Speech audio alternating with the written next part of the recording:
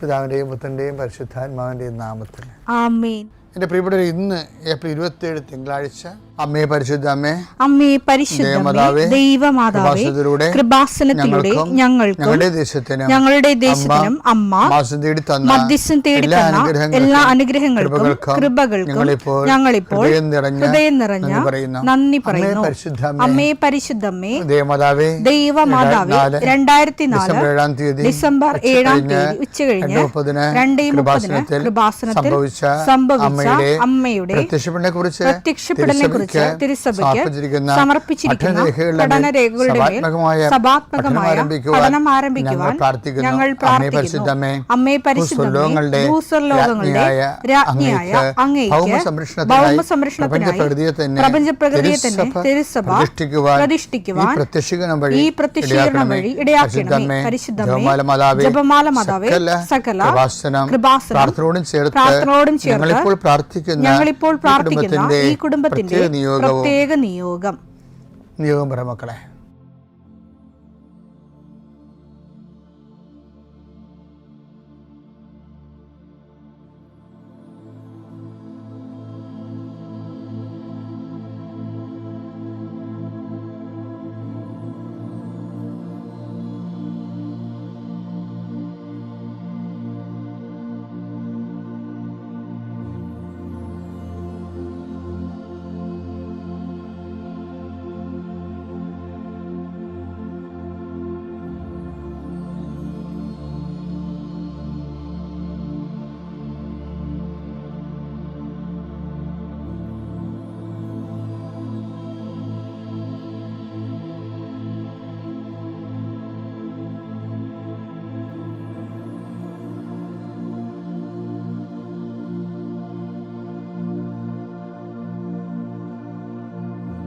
അമ്മയുടെ പ്രത്യക്ഷീകരണത്തിന്റെ ഈ അനുഗ്രഹവേളയിൽ ഞങ്ങൾക്ക് സാധിച്ചു തരുവാൻ കനിയണമേ. ആമേൻ. വിശ്വാസ പ്രമാണം. സർവശക്തനായ പിതാവും ആകാശത്തിന്റെയും ഭൂമിയുടെയും സൃഷ്ടാവുമായ ദൈവത്തിൽ ഞാൻ വിശ്വസിക്കുന്നു. അവിടുത്തെ ഏകപുത്രനും ഞങ്ങളുടെ കർത്താവുമായ ഈശോമിശിഹായിലും ഞാൻ വിശ്വസിക്കുന്നു. ഈ പുത്രൻ പരിശുദ്ധാത്മാവിനാൽ ഗർഭസ്ഥനായി കന്യകാമറിയത്തിൽ നിന്ന് പിറന്ന് പൊന്തിയോസ് പീലാത്തോസിന്റെ കാലത്ത് പീഡകൾ സഹിച്ച് കുരിശിൽ തറയ്ക്കപ്പെട്ട് മരിച്ച് അടക്കപ്പെട്ട് പാതാളങ്ങളിൽ ഇറങ്ങി മരിച്ചവരുടെ ഇടയിൽ നിന്ന് 3-ാം നാൾ ഉയർത്ത് സ്വർഗത്തിലേക്ക് എഴുന്നള്ളി സർവശക്തിയുള്ള പിതാവായ ദൈവത്തിന്റെ വലതുഭാഗത്തിരിക്കുന്നു. അവിടെ നിന്ന് ജീവിക്കുന്നവരെയും മരിച്ചവരെയും വിധിക്കുവാൻ വരുമെന്നും ഞാൻ വിശ്വസിക്കുന്നു. പരിശുദ്ധാത്മാവിലും ഞാൻ വിശ്വസിക്കുന്നു. വിശുദ്ധ കത്തോലിക്കാ സഭയിലും പുണ്യവാന്മാരുടെ ഐക്യത്തിലും പാപങ്ങളുടെ മോചനത്തിലും ശരീരത്തിന്റെ ഉയർപ്പിലും നിത്യമായ ജീവിതത്തിലും ഞാൻ വിശ്വസിക്കുന്നു. ആമേൻ. സുഖസ്ഥനായ ഞങ്ങളുടെ പിതാവേ, അങ്ങയുടെ നാമം പൂജിതമാകണമേ. അങ്ങയുടെ രാജ്യം വരണമേ. അങ്ങയുടെ തിരുമനസ് സ്വർഗത്തിലെ പോലെ ഭൂമിയിലും ആകണമേ. അന്നു വേണ്ടുന്ന ആഹാരം ഇന്ന് ഞങ്ങൾക്ക് തരണമേ. ഞങ്ങളോട് തെറ്റ് ചെയ്യുന്നവരോട് ഞങ്ങൾ ക്ഷമിക്കുന്നത് പോലെ ഞങ്ങളുടെ തെറ്റുകൾ ഞങ്ങളോടും ക്ഷമിക്കണമേ. ഞങ്ങളെ പ്രലോഭനത്തിൽ ഉൾപ്പെടുത്തരുതേ, തിന്മയിൽ ഞങ്ങൾ രക്ഷിക്കണമേ. ആമേൻ. നന്മ നിറഞ്ഞ മറിയമേ, സ്വസ്തി. കർത്താവ് അങ്ങയുടെ കൂടെ സ്ത്രീകളിൽ അങ്ങ് അനുഗ്രഹിക്കപ്പെട്ടവളാകുന്നു. അങ്ങയുടെ ഉദരത്തിൻ ഫലമായി ഈശോ അനുഗ്രഹിക്കപ്പെട്ടവനാകുന്നു. പരിശുദ്ധ മറിയമേ, തമ്പുരാന്റെ അമ്മേ, പാപികളായ ഞങ്ങൾക്ക് വേണ്ടി ഇപ്പോഴും ഞങ്ങളുടെ മരണസമയത്തും തമ്പുരാനോട് അപേക്ഷിക്കണമേ. ആമേൻ. എൻ്റെ പ്രിയപ്പെട്ടവർ, ഇന്നത്തെ പ്രാർത്ഥന നമ്മുടെ ദേശത്ത് ചൂട് കൂടുകയും വിഷജന്തുക്കളൊക്കെ കുഞ്ഞുങ്ങളെ വരെ കൊത്തിക്കൊല്ലണവരെ വളരെ ദുരിതപൂർണവും, പിന്നെ നമ്മുടെ ദുരന്തങ്ങളില്ലേ, അതായത് കൃപാസന മാതാവ് 2004 ഡിസംബർ 7 പ്രത്യക്ഷപ്പെടുമ്പോൾ ദുരന്തമുണ്ടാകാൻ പോകുന്നു, പ്രാർത്ഥിക്കണം. അപ്പോൾ ചില ദുരന്തങ്ങൾ നമുക്ക് നിവാരണം ചെയ്യണതിനും പറ്റത്തില്ല. പ്രാർത്ഥിച്ചാണ്, ദൈവമാണ് അതിനെ കൈകാര്യം ചെയ്യേണ്ടത്. ഈ പടക്ക ദുരന്തമില്ലേ, എത്ര 15 പേരല്ലേ മരിച്ചുപോയി. അതൊക്കെ ഒരു ഓർത്ത് കഴിയുമ്പോൾ നമുക്ക് പിന്നെ മിണ്ടാൻ പറ്റുന്നത് കുറച്ച് നേരത്തെ. ആ കുടുംബത്തിൻ്റെ അനാഥത്വവും നമ്മൾ എന്തൊക്കെ പറഞ്ഞാലും ഈ ആൾ പോയി കഴിഞ്ഞാൽ പിന്നെ ആളിന് പകരം കാശുണ്ടായിട്ട് കാര്യമില്ല. ആൾ തന്നെയാണ് ശരിക്കും. അത് പോകുമ്പോൾ നമ്മൾ അറിയത്തുള്ളൂ. അപ്പോൾ ഉള്ളവർ ദൈവത്തിന് ഒപ്പിച്ച് ജീവിക്കുകയും എളിമപ്പെട്ട് ജീവിക്കുകയും നമ്മുടെ നാടിൻ്റെ എല്ലാവിധ ദുരന്തങ്ങളിൽ നിന്നും നാട് രക്ഷപ്പെടണം. ചൂട് എല്ലായിടത്തും ചൂടായി. ഇപ്പം സൂര്യാഘാതം കുഴഞ്ഞു വീണും മരിക്കുന്നവരും അന്തരീക്ഷത്തെ കർത്താവിൻ്റെ ദർശനം സമർപ്പിക്കണം. നമുക്ക് എല്ലാവർക്കും ദേശത്തിന് വേണ്ടി പ്രാർത്ഥിക്കാം. കർത്താവെ, ദേശത്തെ അങ്ങ് ഞങ്ങൾക്ക് പാർക്കാനിടം തന്ന ദേശത്തെ ഞങ്ങൾ സമർപ്പിച്ച് പ്രാർത്ഥിക്കുന്നു. ദേശത്തിൻ്റെ താപനിലയെ സമർപ്പിച്ച് പ്രാർത്ഥിക്കുന്നു.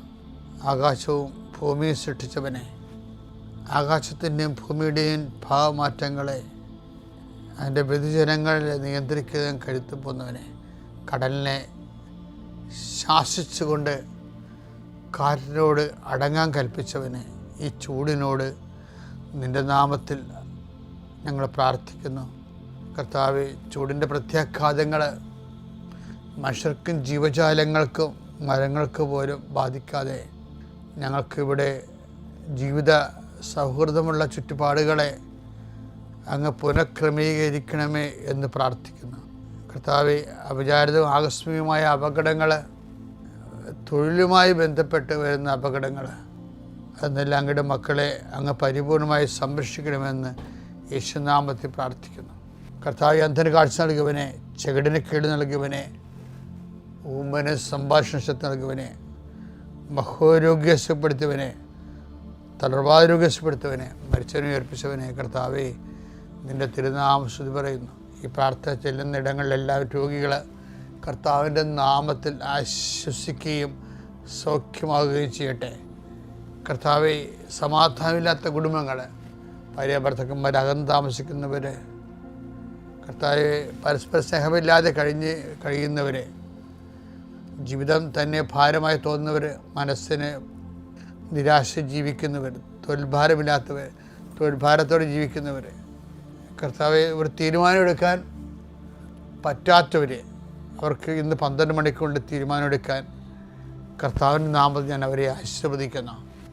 കർത്താവെ, ജീവിത മാർഗങ്ങൾ അറ്റുപോയവർ, മുട്ടിപ്പോയവർ, സാമ്പത്തിക ബാധ്യതകളായും ജീവന നടപടികളായും ഭീഷണീയമായ സാഹചര്യം ജീവിക്കുന്നവർ, കർത്താവെ, മക്കളില്ലാത്തവർ, കർത്താവെ, ഓരോരോ കാര്യങ്ങൾക്ക് വേണ്ടി ആ ലക്ഷ്യം നേടാൻ വേണ്ടി രാത്രിയും പകലും പ്രാർത്ഥിച്ചും ഉടമ്പടി ചെയ്തും ഉടമ്പടി കാര്യങ്ങൾ നിർവഹിച്ചുമൊക്കെ ജീവിച്ചു പോകുന്നവർ, കർത്താവെ, അവരെല്ലാം ആശീർവദിക്കണം പ്രാർത്ഥിക്കുന്നു. എൻ്റെ കർത്താവിൻ്റെ ഉന്നതമായ നാമത്തിൽ സഭയുടെ അധികാരത്തിൽ കുരിശിൻ്റെ അടയാളത്തിൽ യാത്രക്കാരെ ആശീർവദിക്കുന്നു, ഇൻ്റർവ്യൂ ഉള്ളവരെ ആശീർവദിക്കുന്നു, പരീക്ഷക്കാരെ ആശീർവദിക്കുന്നു, പരീക്ഷ റിസൾട്ട് പ്രതീക്ഷിക്കുന്നവരെ ആശീർവദിക്കുന്നു. ഉന്നതമായ റിസൾട്ടിനാൽ കർത്താവ് നിന്നെ ആശീർവദിക്കട്ടെ, നിന്നെ അനുഗ്രഹിക്കട്ടെ. ഉപരി പഠനത്തിനും ഉപരി ജോലിക്കും ഉപരി യാത്രയ്ക്കും വേണ്ടിയുള്ള എല്ലാ അനുഗ്രഹങ്ങളും കർത്താവ് നിന്നിൽ വർഷിക്കട്ടെ. നിത്യം പിതാവും പുത്രനും പരിശുദ്ധാത്മാവായ സർവീശ്വര എന്നേക്കും ആമേൻ. എൻ്റെ പ്രിയപ്പെട്ടവരെ, പിന്നെ നമ്മുടെ ജീവിത മേഖലകളിലെ നമുക്ക് ലൈഫ് ഇൻസ്റ്റിങ്ക്റ്റ് ഉണ്ടല്ലോ. ലൈഫ് ഇൻസ്റ്റിങ്ക്റ്റ് എന്ന് പറയുന്നത് എന്താണ്? ജന്മവാസനകൾ, ജീവിക്കാൻ വേണ്ടിയുള്ള വാസനകൾ. ഈ ലൈഫ് ഇൻസ്റ്റിങ്ക്റ്റിൻ്റെ ജന്മവാസനകൾ അതിനകത്തെല്ലാം ഉണ്ടല്ലോ. നമ്മളുടെ നീഡ്സ്, ആവശ്യങ്ങൾ, നീഡ് ടു ബി സേഫ്, അതിൻ്റെ ഒരു ആവശ്യമാണ്. അതിലാണ് നമ്മൾ വീടൊക്കെ കെട്ടണത്. ആ ജന്മവാസനയാണ് ശരിക്കും. നീഡ് ടു ബി സേഫ് എന്നുള്ളതിൻ്റെ സുരക്ഷിതയായിരിക്കുക. എന്താണ്? Stand safe. അതുപോലെ തന്നെ അതിൻ്റെ മറുപുറം, ആ ഒരു നാണയത്തിൻ്റെ മറുപുറമാണ് ഡെത്ത് ഇൻസ്റ്റിങ്ക്റ്റ് ഉണ്ട്, മരണവാസനകളുണ്ട്. ആത്മഹത്യയല്ല ഞാൻ ഉദ്ദേശിച്ചത്. ഈ അനാവശ്യമായ ഭയങ്ങൾ വരുമല്ല, ഈ നമ്മുടെ ലക്ഷ്യത്തിലെത്താൻ നമ്മളെ പുറകിൽ നിന്ന് വലിക്കുന്നത് ഈ ഡെത്ത് ഇൻസ്റ്റിങ്ക്ട്സാണ്. അത് ഐഡൻറ്റിഫൈ ചെയ്യാൻ പറ്റത്തില്ല, അത് എപ്പോൾ വരുമെന്നറിയാൻ പറ്റത്തില്ല. അത് വരും, പക്ഷേ അത് നമ്മളെ ഇന്ന് ഓരോ കാര്യത്തിനും പല ആൾക്കാരും ഗതി പിടിക്കാതെ വളരാത്തതിൻ്റെ കാര്യം ചില പറഞ്ഞാൽ അതിൻ്റെ അകത്ത് ഒരു റിസ്ക് ഫാക്ടർ ഉണ്ട്. ഇവരെന്ത് റിസ്ക് എന്ന് പറയുന്ന ആൾക്കാർ എപ്പോഴും റിസ്കിനെ കുറിച്ച് തന്നെ പറഞ്ഞുകൊണ്ടിരിക്കും.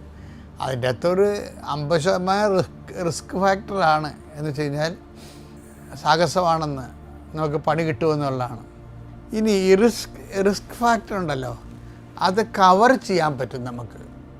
എന്ന് വെച്ച് കഴിഞ്ഞാൽ അത് it will be there may be, but we can bind it. നമുക്കതിനെ ഒരു എന്താണ് അതിനെക്കുറിച്ച് ഫെൻസ് ചെയ്യാൻ പറ്റും, വേലി കെട്ടി. അത് നമ്മളല്ല ചെയ്യണത്, ദൈവമാണ് ചെയ്യണത്, ദൈവമാണ് ചെയ്യേണ്ടതും. അതുകൊണ്ടാണ് ചോദിച്ചപ്പോൾ നിങ്ങൾ സർപ്പങ്ങളെ കയ്യിലെടുക്കും എന്നൊക്കെ പറയത്തില്ലേ, സർപ്പങ്ങളെ കയ്യിലെടുക്കും. അപ്പോൾ സർപ്പങ്ങളെ കയ്യിലെടുക്കാതെ ജീവിക്കാമെന്ന് പറ്റത്തില്ല. സുവിശേഷം കൈമാറ്റാത്ത സമയത്ത് ഇത് പറയണത്, സുവിശേഷം കൈമാറണം. അപ്പോൾ സർപ്പങ്ങളൊക്കെ പൊങ്ങി വരും, അവരെ നമ്മളെ കയ്യിലെടുക്കണം. അല്ലാതെ അവിടെ കഴുത്തേക്ക് കയറിയിട്ടില്ല ഞങ്ങൾക്കിഷ്ടമുള്ള ഇത് ഇന്ത്യൻ ഭരണഘടനയാണ്, ഇവിടെ എല്ലാവർക്കും മതസ്വാതന്ത്ര്യമുണ്ട്, അങ്ങനെയൊന്നും വലിയ ഡയലോഗൊന്നും പിടിച്ചു പോകേണ്ട കാര്യമില്ല. You just pray over it.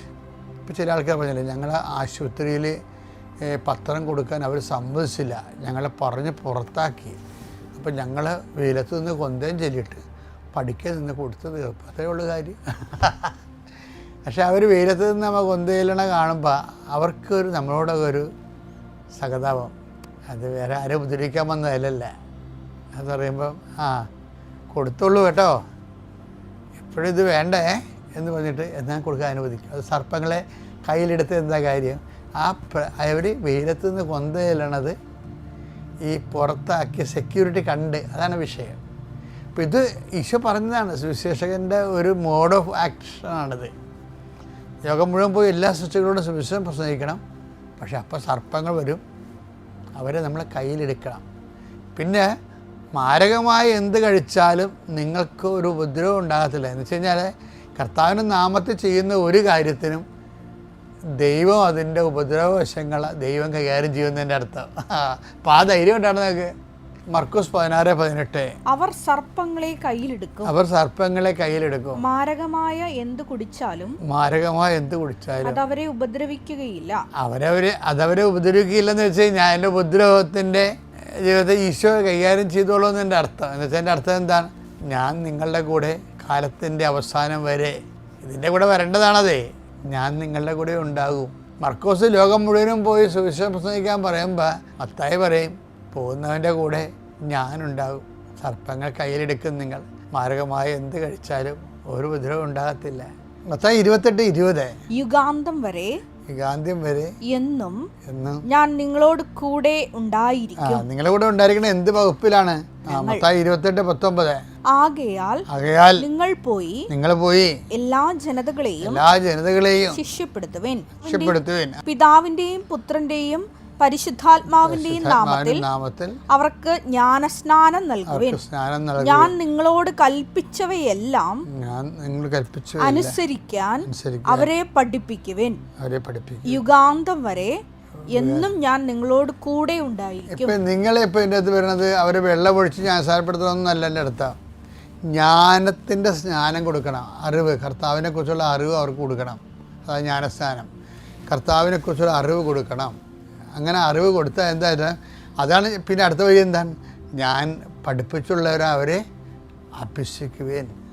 അപ്പം അങ്ങനെ കൊടുത്താൽ ഗുണം എന്താ, അങ്ങനെ കർത്താവിൻ്റെ വിശ്വാസത്തെക്കുറിച്ച് നിങ്ങൾ പഠിപ്പിക്കുകയാണെങ്കിൽ, അവർക്ക് അറിവ് പറഞ്ഞു കൊടുക്കുകയാണെങ്കിൽ, യുഗാന്ത്യം വരെ നിൻ്റെ കാലത്തിൻ്റെ, നീ എന്നാ മരിക്കണത്, അതാണ് നിൻ്റെ യുഗാന്ത്യം. വേറെ ഒരു എസ്കത്തോളജി ഉണ്ട്, അതല്ല. നമ്മളെ സംബന്ധിച്ചിടത്തോളം നമ്മുടെ ഭൂമി, നമ്മുടെ ആകാശമുണ്ട്. അതെന്താ, അത് നമ്മൾക്ക് നമ്മളിവിടെ നിൽക്കുന്നിടത്തോളം കാലം എവിടെയാണ് നടന്നു തീരണത് അത് നമ്മുടെ ഭൂമി, എവിടെയാണ് നമ്മുടെ സമയം തീരണത് അത് നമ്മുടെ ആകാശം. അപ്പോൾ അതുവരെ ഞാൻ നിങ്ങളുടെ കൂടെ ഉണ്ടായിരിക്കും.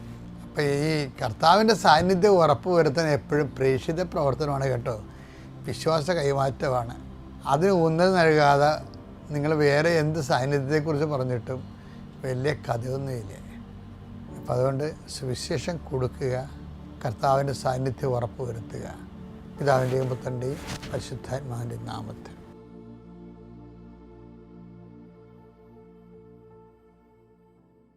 അത്യപൂർവ ദൈവാനുഭവങ്ങൾ ഇനി നിങ്ങൾക്കും സ്വന്തം.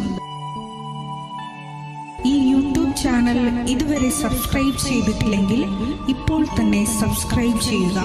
ഈ വീഡിയോ ഇപ്പോൾ തന്നെ നിങ്ങളുടെ സുഹൃത്തുക്കൾക്ക് ഷെയർ ചെയ്തുകൊണ്ട് കർത്താവിൻ്റെ പ്രേക്ഷിതരാകുക.